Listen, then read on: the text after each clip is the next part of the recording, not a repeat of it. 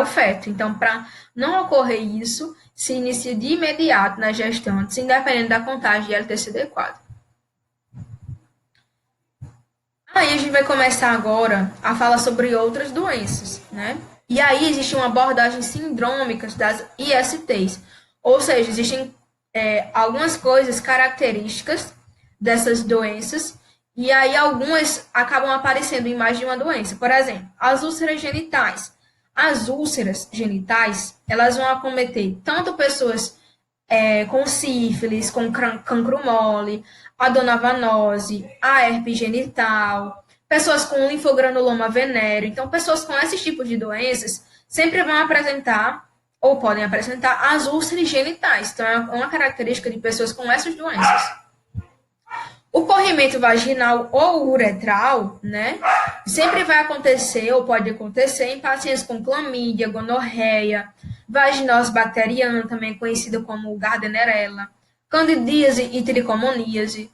A doença inflamatória pélvica, que é dita como DIP, doença inflamatória pélvica, geralmente acomete pessoas com clamídia, gonorreia, bactérias facultativas anaeróbicas e outros micro-organismos. Então, a DIP acomete esse tipo de doença.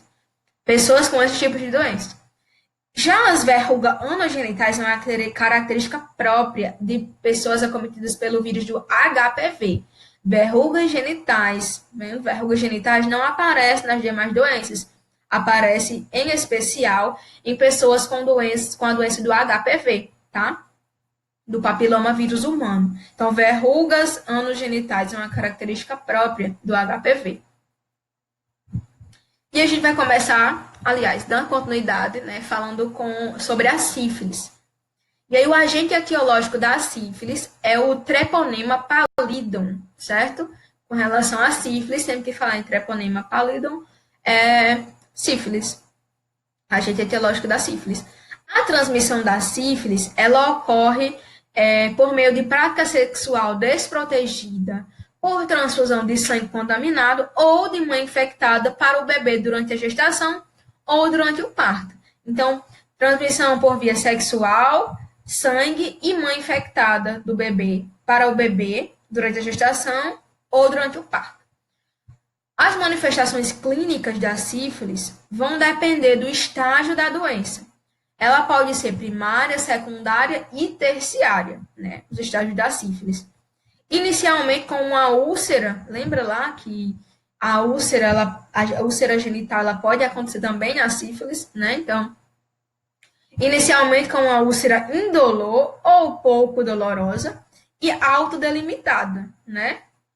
Ela tem um limitezinho, ela não é uma úlcera gigantesca, ela é delimitadazinha. E existe uma atenção no pré-natal, né? Porque existe a sífilis congênita. E a sífilis congênita, ela pode causar aborto, certo? Pode causar, além de aborto, má formação do feto ou morte do feto ao nascer, do bebê ao nascer. E aí, olha, a questão da ulceração, né? Que eu falei, que a gente viu. Então, a ulceração, vendo com as bordas bem delimitadas, ó, bordas bem delimitadas, vendo? Úlceras com bordas bem delimitadas, e aí essas úlceras, elas vão regredir em um período de 4 a 5 semanas, sem deixar nenhum tipo de marca. Então, na sífilis, vai aparecer, né, essas úlceras, de forma bem delimitada, né, as bordas bem delimitadas, e em um período de 4 a 5 semanas, elas vão desaparecer sem deixar nenhum tipo de marca. E aí, como a gente viu, né, a sífilis ela tem fases. Tem a fase de latência, né, onde não existe sinal nem sintoma da doença. É um período apenas que a pessoa já vai estar acometida, só que sem apresentar sintoma. Então, pode ser recente, um período recente, né, que vai durar menos de 1 ano. E tardio, quando for mais de 1 ano, não vai apresentar nenhum tipo de sinal e sintoma. E o diagnóstico ele vai ser feito apenas por exames, ou seja, por testes sorológicos, certo? Já na fase primária, vai ser uma lesão rosada ou ulcerada, certo?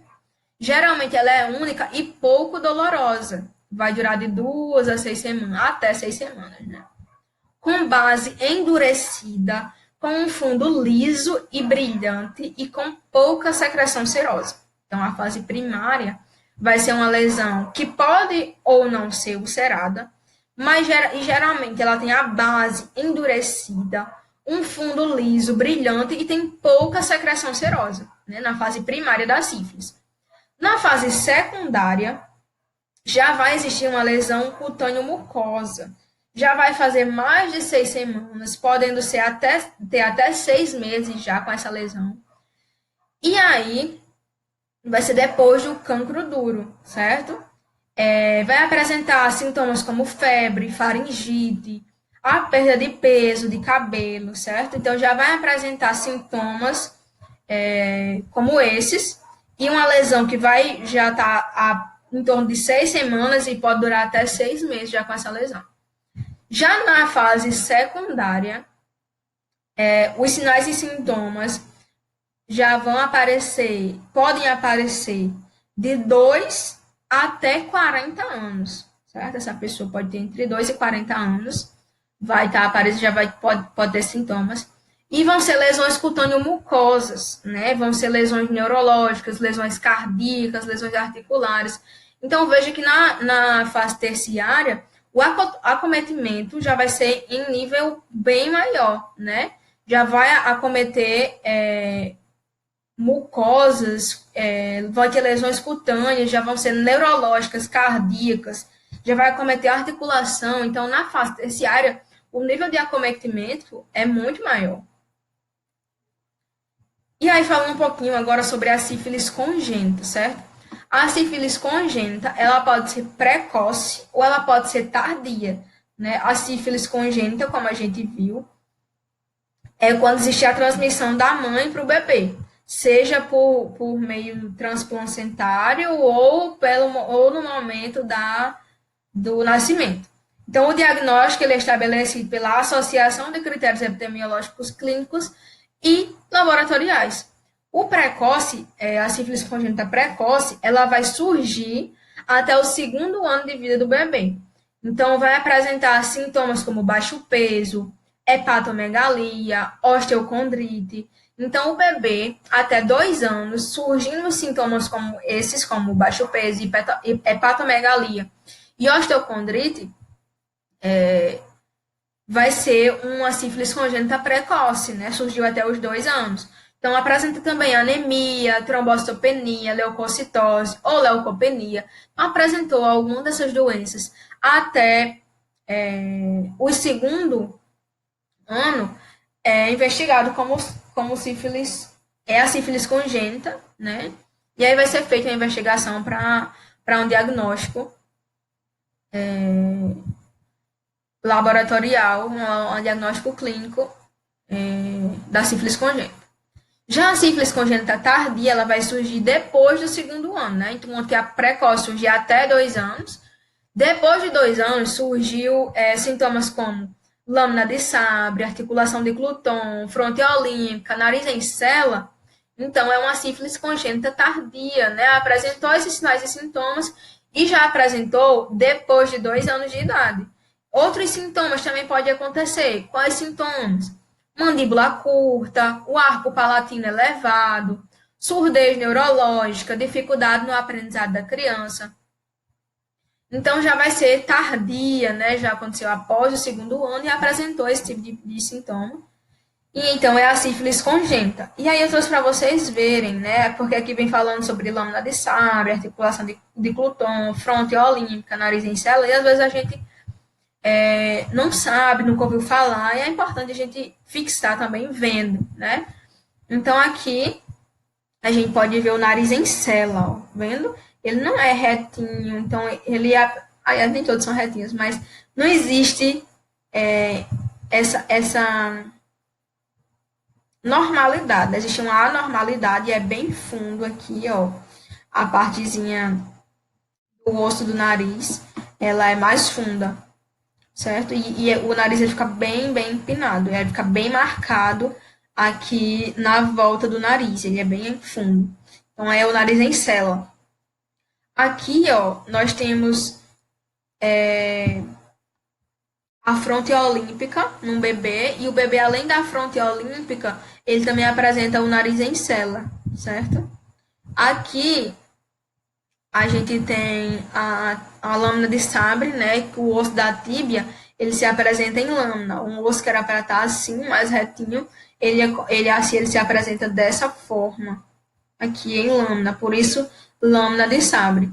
E também a articulação de Cluton, certo? Que existe um alongamento do joelho, né? Isso acontece geralmente nos dois joelhos, é ambulateral. Então o joelho fica como se fosse inchado, fica maiorzinho, sabe? E aí é chamado de síndrome de Coulton.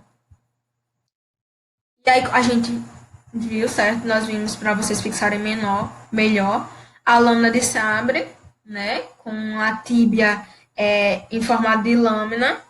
A articulação de Cluton, vimos lá no joelho, mas pode atingir outras articulações também. A fronte olímpica, né, que a gente viu lá na foto do bebê, e o nariz em cela, que ele fica bem afundado.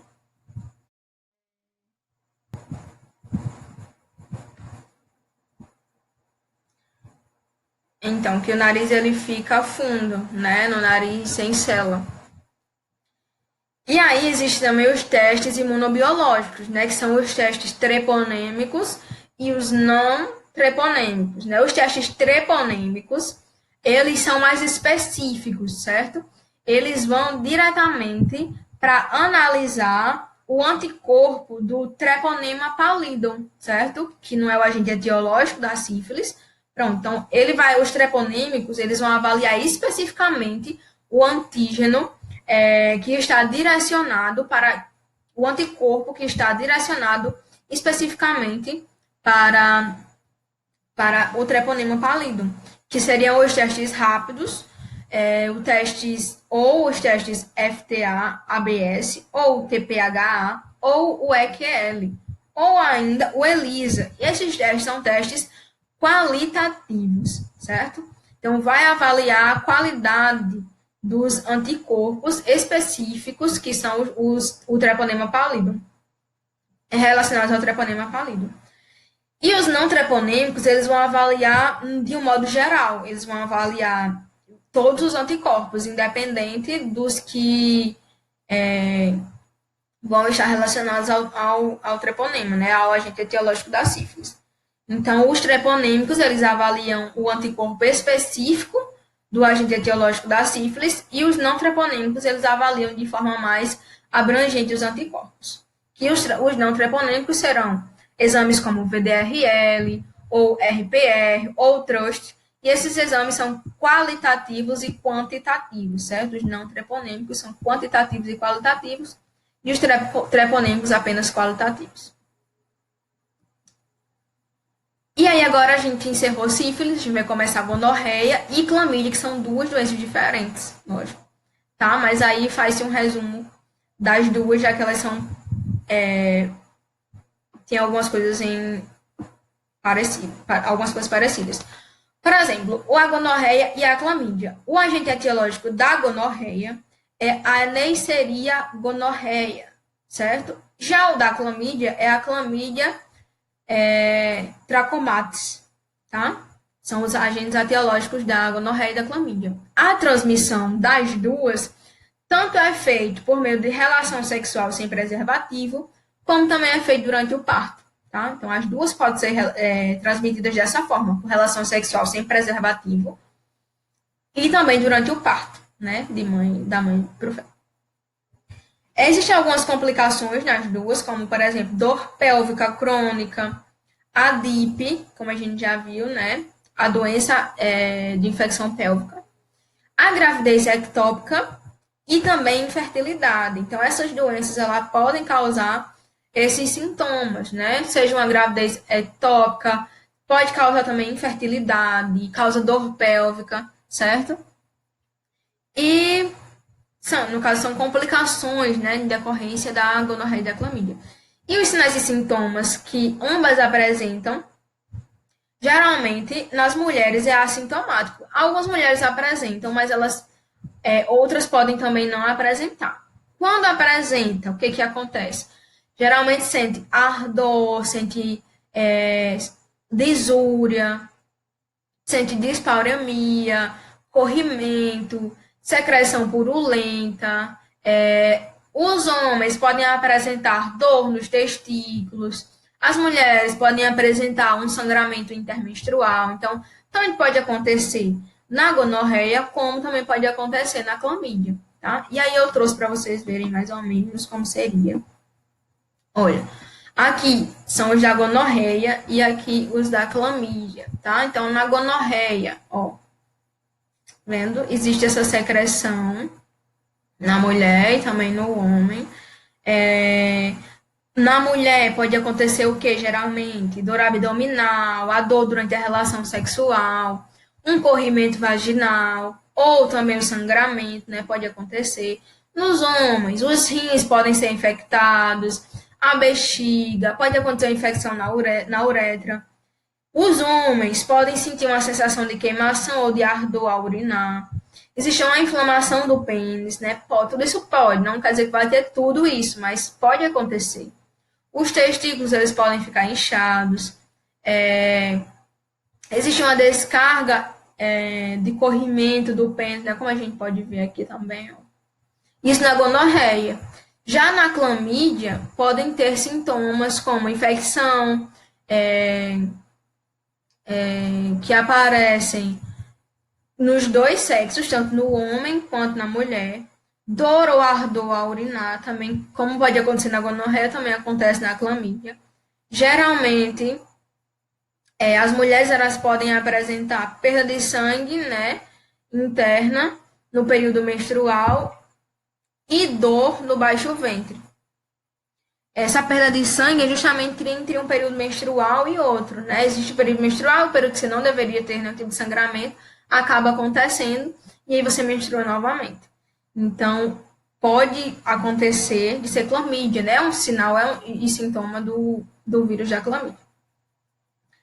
A infecção, ela pode ser da clamídia, ela pode ser assintomática na maioria dos casos, mas quando acontece os sinais e sintomas, pode ser justamente esse, né? A ardência, o ardor ao urinar, o escape de sangue entre uma menstruação e outra. Pode acontecer também, acometer também ulcerações, né? Como a gente pode ver aqui, em pele, pé, no genital, na língua. O linfogranuloma venéreo e o HPV, mais duas doenças, né? Então, o linfogranuloma venéreo, ela é uma infecção crônica, certo? É uma infecção crônica causada pela bactéria Chlamydia trachomatis, tá? Então, o linfogranuloma também é causado pela bactéria Chlamydia trachomatis. Ele atinge os genitais e os gânglios da virilha. Tá? Vou mostrar para vocês já já como que acontece, como que a gente visualiza um linfogranuloma. Ele é caracterizado pelo envolvimento do sistema linfático, tendo como processos básicos a trombolinfangite,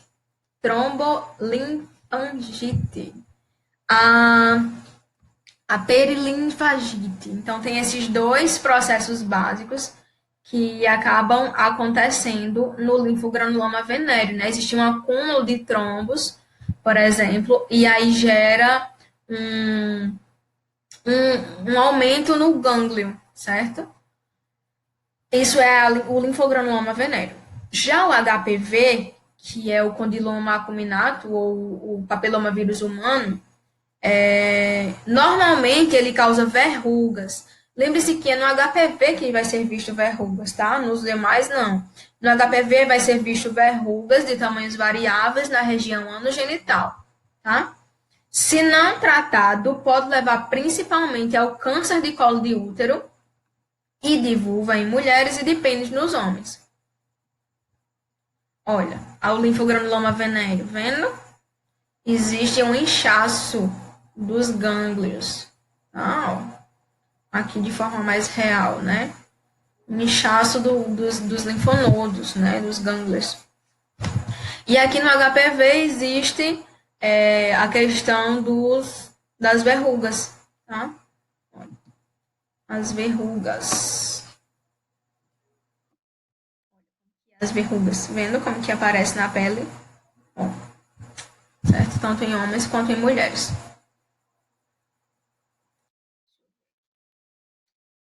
Candidíase. A candidíase, ela é uma infecção da vulva e da vagina, tá? Da vulva e da vagina.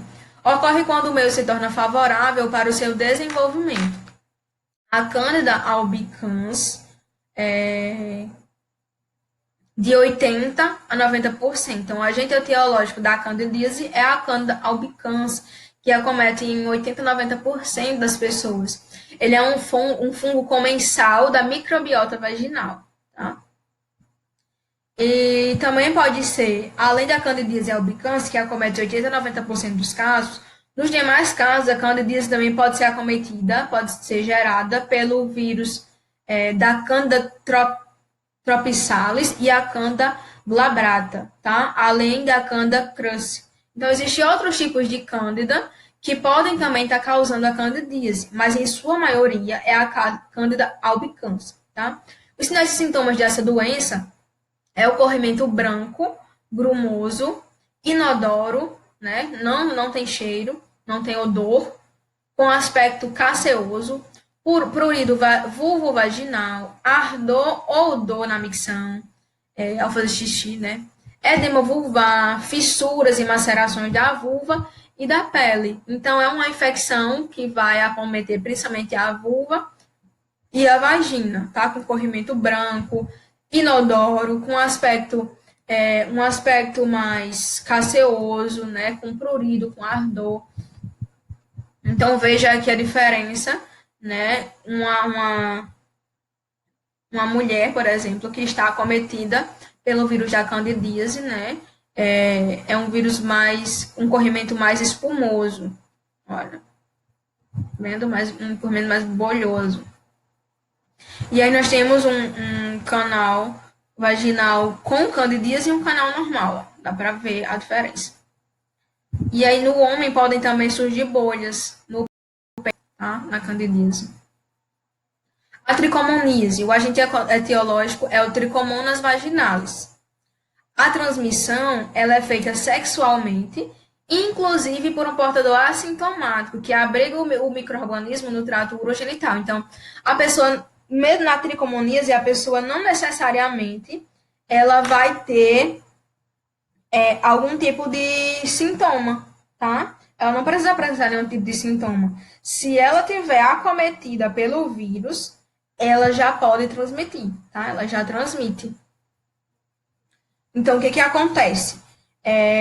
Os sinais e sintomas, quando eles aparecem, vai ser secreção vaginal fluida, algumas vezes é bolhosa, tá? A coloração vai ser mais amarelada ou amarela esverdeada, o odor vai ser fétido, né?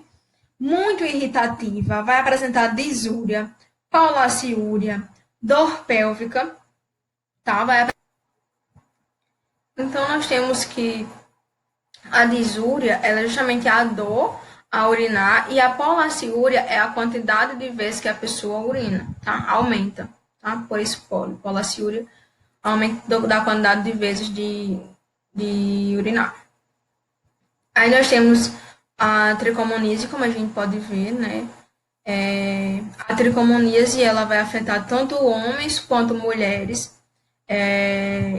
Só que no caso das mulheres, existe mais um desconforto na relação sexual, coceira da parte interna das coxas, corrimento vaginal, pode ser rala, amarelo esverdeado, espumoso.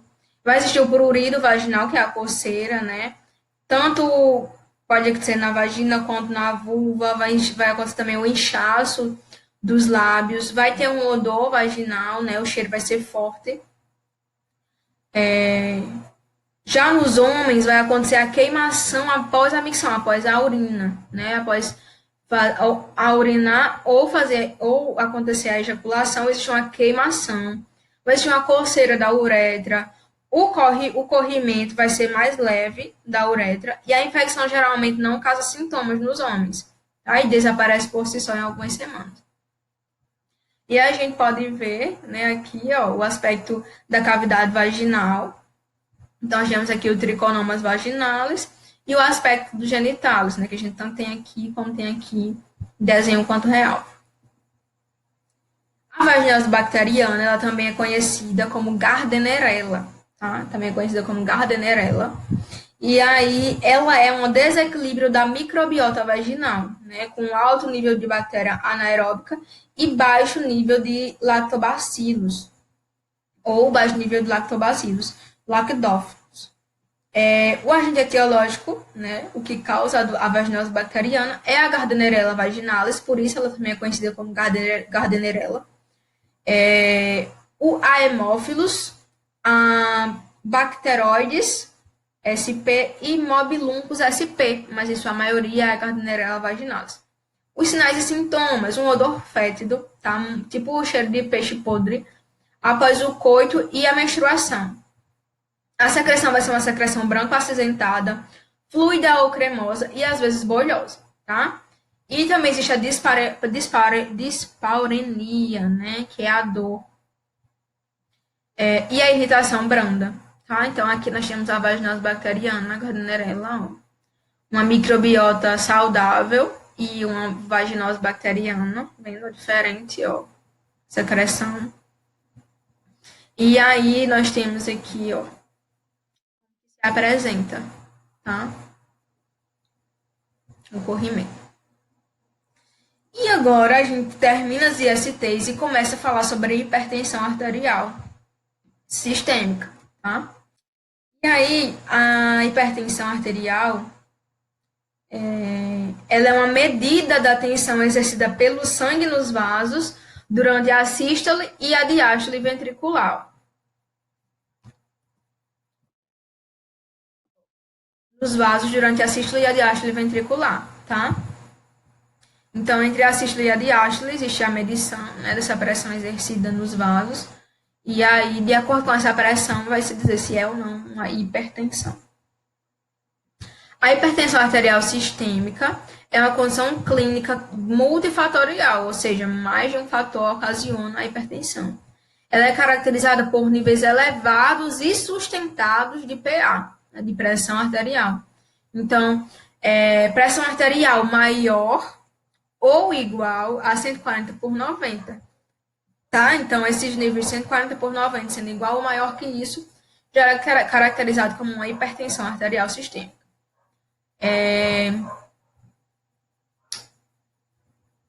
A PA, que é igual ao débito cardíaco, vezes a resistência vascular periférica. Então, para se fazer a medição da pressão arterial, vai se fazer o débito cardíaco, né, os batimentos cardíacos, multiplicado pela resistência vascular do vaso periférico, a resistência vascular periférica do vaso, para calcular a PA, a pressão arterial. Para calcular o débito cardíaco, que é necessário lá para PA, vai ser feito o volume sistólico vezes a frequência cardíaca, tá? A frequência cardíaca. Então, o débito cardíaco, ele é justamente o volume de sangue que é ejetado do coração por minuto. A frequência cardíaca é a quantidade de batimentos por minuto do coração, certo? Aí, sístole e diástole, né, que a gente vê durante a medição da pressão, da PA. A sístole, ela é a contração do coração e a diástole é o relaxamento do músculo do coração, certo? Então, o débito cardíaco vai ser o volume sistólico, tá? O volume sistólico vezes a frequência cardíaca, certo? Quais os principais fatores de risco para a hipertensão arterial sistêmica? Fator de risco, idade, sexo e etnia, excesso de peso e obesidade, ingestão de sal, ingestão de álcool, né? Isso em níveis elevados, claro, e por um longo período. Sedentarismo, fatores socioeconômicos, fatores genéticos. Então, esses são fatores que vão levar a um risco aumentado de hipertensão arterial sistêmica. Algumas curiosidades para a gente saber. Olha, o chocolate amargo, tá? Com alto teor de cacau, ele promove uma discreta, tá? Não é uma gigantesca, não é uma super diferença, tá? Mas ele promove uma discreta redução de pH devido às altas concentrações de polifenóis, tá? E não existe evidência, tá, científica de que a a cessação, né, do tabagismo, parar de fumar, traga benefício para o controle de PA, tá? Porém, é uma prevenção primária pela Sociedade Brasileira de Cardiologia, tá? Nos negros, a prevalência e a gravidade de RAS, de hipertensão arterial sistêmica, ela é elevada. Porém, e eles podem estar relacionados a fatores étnicos e socioeconômicos, tá? Então, nos negros existe um aumento, né, de risco de se ter hipertensão arterial. Como é que faz o rastreamento dessa hipertensão arterial sistêmica? Como que faz? De acordo com o Caderno de Atenção Básica, número 37, que fala sobre a hipertensão arterial sistêmica, o diagnóstico dessa patologia ela é caracterizado pela média aritmética de PA, ou seja, quando a PA estiver maior ou igual a 140/90, e for verificado isso em pelo menos 3 dias diferentes, desse mesmo jeito, fazendo um intervalo mínimo de uma semana, é considerado hipertensão arterial sistêmica. Tá? A 7ª Diretriz Brasileira de Hipertensão Arterial Sistêmica a define como elevação sustentada, ou seja, uma elevação que acontece não hoje, tipo, aconteceu hoje, amanhã já diminuiu, não. Aconteceu hoje, vai acontecer amanhã, depois de amanhã, depois de amanhã, certo? Ou em pelo menos 3 dias diferentes, tá? Fazendo essa medição. E ela continuando nesses valores ou acima disso. A diretriz, ela fala sobre a prevenção, a detecção, a avaliação e a gestão da hipertensão arterial em adultos. E redefine o conceito de RAS para o valor a partir de 130/80. Então, o sistólico 130 e o diastólico 80, tá? Ou 3/8, como muita gente fala, mas o correto seria dizer 130/80. Então, a 7ª Diretriz Brasileira, que foi mais atual, ela fala que agora não é mais 140/90. Essa diretriz ela fala que agora é 130/80. Deu 130/80 em um período sustentado, então já é considerado hipertensão arterial sistêmica. E nós temos a classificação, tá? Que fala sobre normal, né? Quando é que vai estar normal? Quando é que eu não vou estar hipertenso? Quando a PA ela for menor ou igual a 120/80. Tá? Foi menor ou igual, de acordo com a 7ª Diretriz Brasileira, vai estar uma pressão normal, tá? Abaixo de 120/80, também, de acordo com a Diretriz de Prevenção, Detecção, de Avaliação e Gestão, também vai estar normal. A pré-hipertensão elevada, tá? Porque existem duas coisas que norteiam a classificação. Existe a 7ª Diretriz Brasileira, tá? De hipertensão arterial sistêmica, e existe uma diretriz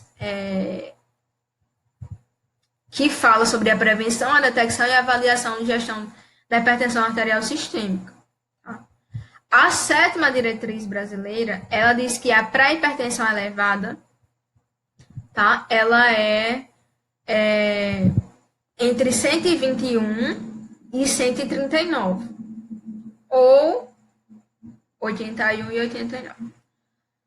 Na hipertensão estágio 1, já vai ser uma PA entre 140 e 50, ou entre 90 e 99. Tá? No estágio 2, já vai ser uma PA entre 160 e 179, ou no caso, acho que era 100 por 109. Tá? Na hipertensão estágio 3, vai ser uma PA maior ou igual a 180 ou 110 milímetros de mercúrio. Tá? Então, a 7ª Diretriz Brasileira ela dá uma norma para a gente. Enquanto que a Diretriz de Prevenção e Detecção ela vai dar outra. Tá? Na Diretriz de Prevenção e Detecção, a pré-hipertensão ela vai ser entre 120 e 129 e menor do que 80. Tá? Já a hipertensão estágio 1 vai ser a PA entre 130 e 139 e ou 80 e 89. Tá? Já estágio 2, maior ou igual a 140 e ou 90. Tá? Enquanto que na estágio 3 essa diretriz ela não comenta sobre. Tá? Para ela só existe estágio 1 e 2. E aí como é que a gente faz o rastreamento? Tá? O rastreamento de PA, ela é a cada 2 anos. Tá? A cada 2 anos, faz o rastreamento. Se a PA tiver menor do que 120 por 80, ou também nesse valor, tá ótimo. Se a cada ano a PA tiver entre 120 e 139 por 80, nas pessoas sem outros fatores de risco para a doença cardiovascular, beleza. Em mais de 2 momentos, vai ser feito quando, em um intervalo de 1 a 2 semanas, vai ser feito se a PA ela for maior ou igual a 140 por 90, ou se a PA tiver entre 120 e 139 por 80 a 89, tá? Na presença de outros fatores de risco para a doença cardiovascular. Então, vai ser feito esse esquema aqui em mais de 2 momentos ou em um intervalo de 1 ou 2 semanas, tá? Apresentando esses valores, vai ser feito em mais de um momento e intervalos de 1 a 2 semanas. Como que é feita a monitorização da pressão arterial sistêmica? Tá? Ela é feita a alta medida da PA quando vai ser realizada por pacientes ou familiares não profissionais de saúde, fora do consultório, geralmente no domicílio. Então, foi feito em casa pelo familiar, é uma alta medida de PA. Foi feito 3 medidas pela manhã, tarde e noite, por 5 dias, ou 2 medidas em cada sessão durante 7 dias, vai ser uma monitorização residencial da PA. Monitorização residencial da PA vai ser feita 3 medidas, manhã, tarde e noite, durante 5 dias ou mais em cada sessão, durante 7 dias. É a monitorização ambulatorial da PA durante 24 horas, que vai ser o MAPA, chama MAPA, monitorização ambulatorial da PA. Permite o registro indireto e intermitente da PA em 24 horas, ou mais, durante períodos de vigília e de sono. Certo? E aí existe uma coisinha chamada... E aí a gente vai ter alguns efeitos, como o efeito do avental branco.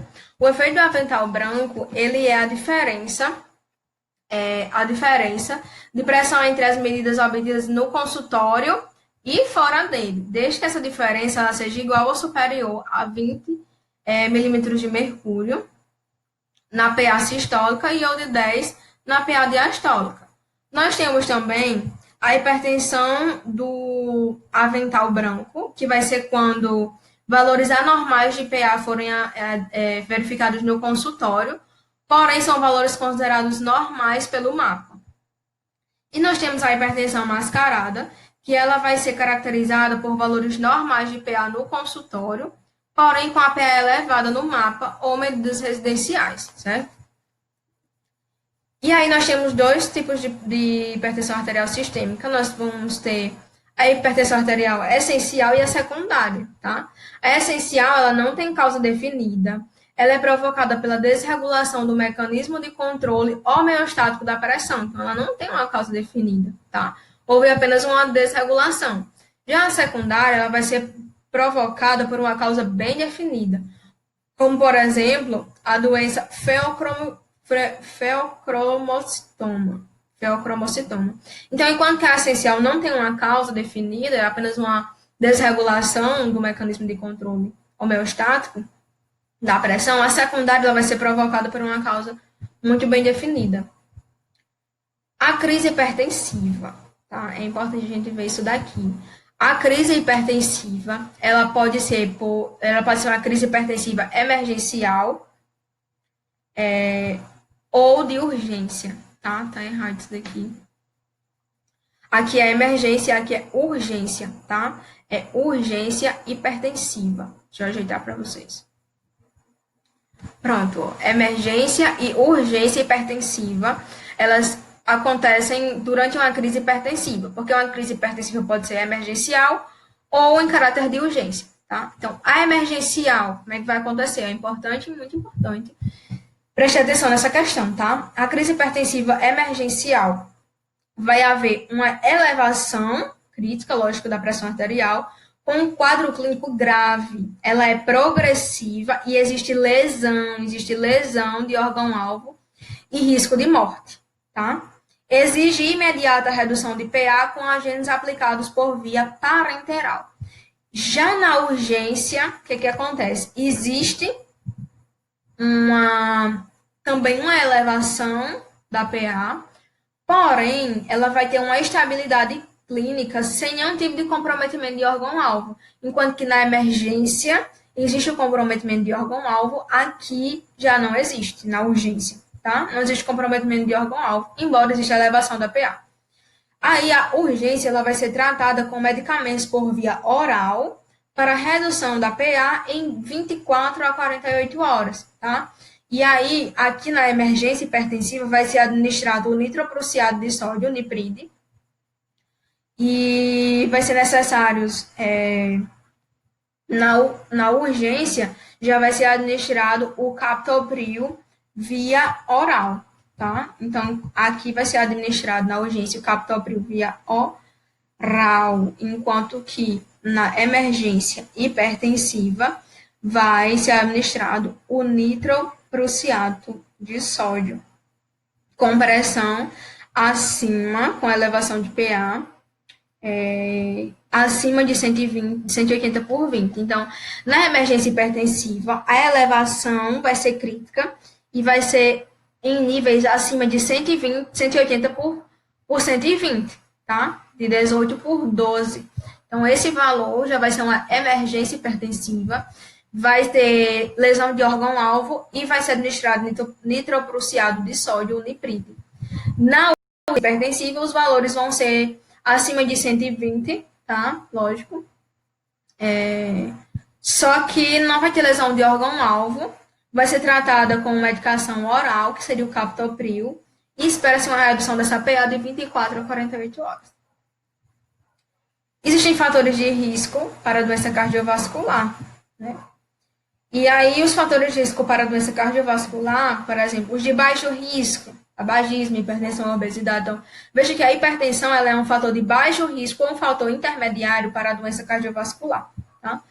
Já a diabetes ela vai ser de alto risco, tá? E aí nós temos outras doenças com alto risco para a doença cardiovascular. Como é que é feito o tratamento medicamentoso da hipertensão arterial sistêmica? É feita por meio, quando for estágio 1, tá? Quando for estágio 1, o que vai acontecer? O estágio 1, mais o risco cardiovascular moderado. Deixa eu lembrar para vocês qual que era o estágio 1. Ó, estágio 1. O estágio 1 com a PA entre 140 e 159, tá? Então, 140 e 159, PA dessa é estágio 1. E o risco cardiovascular baixo e moderado, ou seja, é apenas hipertensão. Estágio 1. E aí, existe também a terapia não medicamentosa, né, o TNM, terapia não medicamentosa, não vai utilizar medicamentos, tá? Mas a monoterapia com um só medicamento, tá? Existe terapia não medicamentosa e também existe ela auxiliada junto com uma monoterapia. E aí fez isso, não atingiu meta ou efeito colateral, foi intolerável, faz o quê? Aumenta a dose e associa uma segunda medicação ou troca essa medicação que já estava sendo administrada, tá? Não atingiu meta, vai acrescentando outros antihipertensivos, tá? Existe também com relação ao risco alto, tá? É do estágio 1, como a gente viu lá, 140 por 159.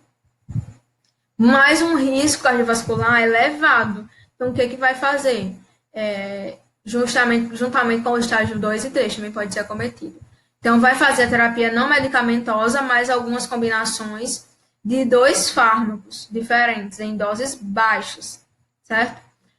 Fez a terapia não medicamentosa nesse caso, mas a combinação de 2 fármacos não atingiu a meta ou o efeito colateral foi intolerável, vai se aumentar a dose e vai se associar a um terceiro fármaco, tá? Ou vai trocar essa combinação. Não atingiu meta, vai acrescentando outros antihipertensivos. Quais são as metas a serem atingidas em conformidade com essas características individuais de cada um, né? Tá falando atingir meta e tal. Qual é a meta a ser atingida? Se for um hipertenso estágio 1 e 2, com risco baixo a moderado, e também um estágio 3, o que acontece? A meta vai ser de 100, menor do que 140 por 90. Tá? A meta é atingir valores abaixo disso.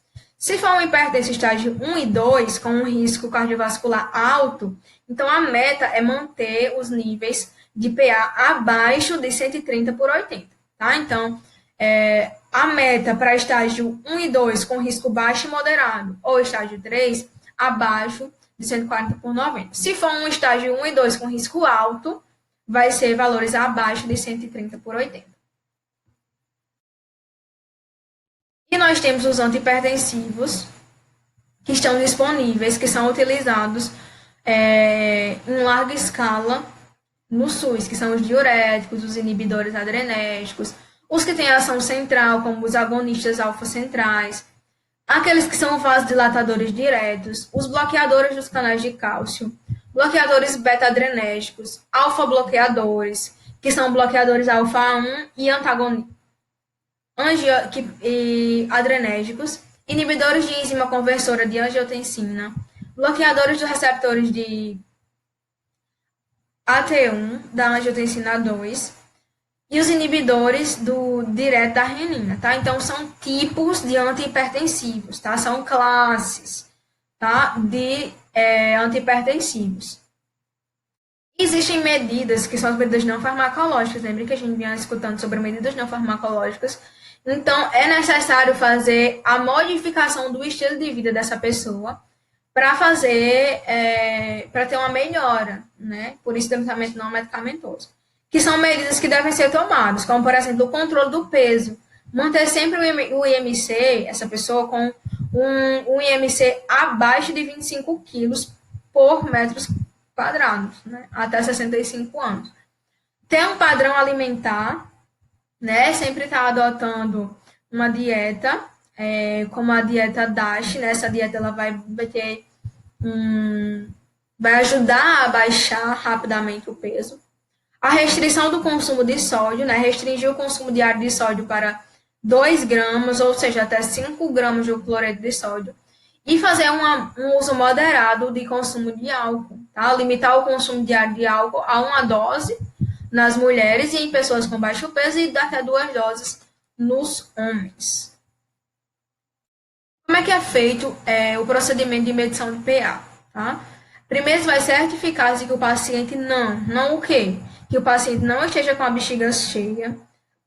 Verificar se esse paciente não praticou exercício físico há pelo menos 60 minutos. Se ele não ingeriu bebidas alcoólicas, café ou alimentos, é importante que ele não tenha feito nada disso. E que ele não tenha fumado nos 30 minutos anteriores. Como é que esse paciente deve se posicionar? Né? Como é que deve fazer o posicionamento desse paciente? Esse paciente ele deve estar sentado, com as pernas descruzadas, pés apoiados no chão, no dorso, encostado na cadeira e relaxado. O braço ele deve estar na altura do coração, assim como na imagem, olha. O braço ele deve estar na altura do coração, apoiado, com a palma da mão voltada para cima, e as roupas elas não devem garrotear o membro, tá? Então, pessoal, como a gente já está com a aula muito extensa, tá? Eu vou parar aqui em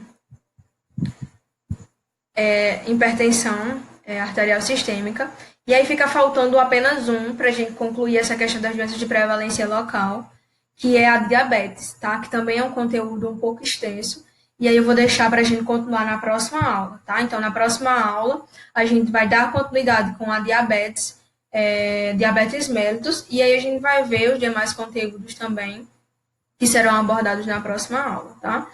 E aí, agora, com a conclusão da aula, terminou de assistir a aula, vejam também os vídeos, que eu vou deixar os linkzinhos lá para vocês assistirem, para aprofundar melhor as temáticas que a gente abordou hoje, que a gente viu hoje. Então, assistam os links dos vídeos. Eu sempre procuro colocar vídeos que não sejam muito extensos, até porque a aula já é bem extensa, então, para vocês fixarem melhor mesmo o conteúdo. Vocês vão dar lá uma olhadinha nos links dos vídeos. E o mais importante, depois da aula, no caso, é fazer a atividade, tá? A atividade ela vai estar lá disponível para vocês. Qualquer dúvida, vocês podem me procurar também pelo WhatsApp, podem me chamar no chat da plataforma. E aí, a atividade, como já tinha sido combinado, é a primeira de 4 atividades, certo? Cada atividade vai valer meio ponto, totalizando 2 pontos. Então, terminou aqui a aula, ou então está muito cansado, deixa para amanhã, mas enfim. O interessante é fazer após, né? Porque a memória já fica mais fresca, tá? Nessa atividade, nessa primeira atividade, tanto tem assunto da primeira aula, quanto tem assunto dessa aula, tá? Então, assim que possível, faz e já me envia. Eu vou estar recebendo a atividade até sexta-feira, tá? Até sexta-feira, à meia-noite, eu vou estar recebendo a atividade.